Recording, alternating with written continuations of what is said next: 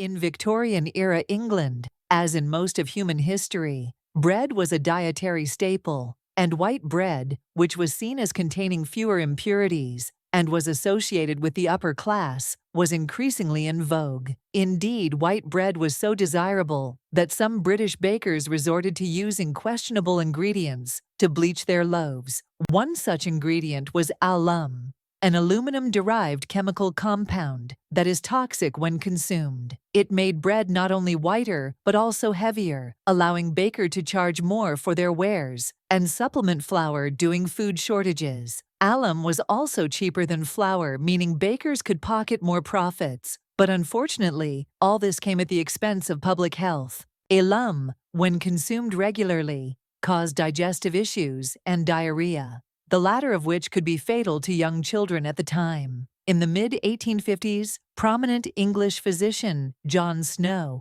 proposed a connection between Brits' poor health, notably the widespread prevalence of rickets, a bone-softening disorder, and the alum-filled bread they were consuming, a theory that came to be viewed in scientifically favorable light in the decades that followed. Without widespread awareness of these health issues, however, food adulteration, adding cheap ingredients to keep costs down and production up, persisted throughout much of the 19th century. Plaster of Paris and chalk were also commonly added to bread. Regulations such as Britain's 1860 Adulteration of Food and Drugs Act sought to curb the use of harmful additives in food, but were not mandatory nor strictly enforced. A revision in 1875 was taken more seriously and remained in effect for some 60 years until updated government public health guidelines and food safety laws came into place.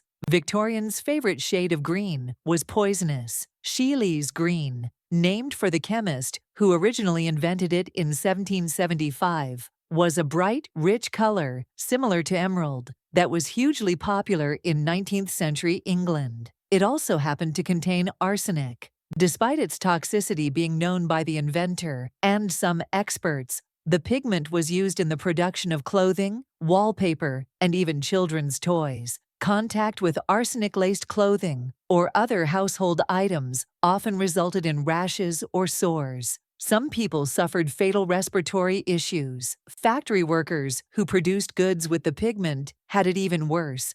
Matilda Schurer, a 19-year-old worker who made artificial flowers, died from the exposure, but not before the whites of her eyes turned green. Regulations around tracking and disclosing arsenic use went into effect in the UK in 1851, and by the end of the 19th century, manufacturers of various goods had all but replaced the toxin with safer ingredients.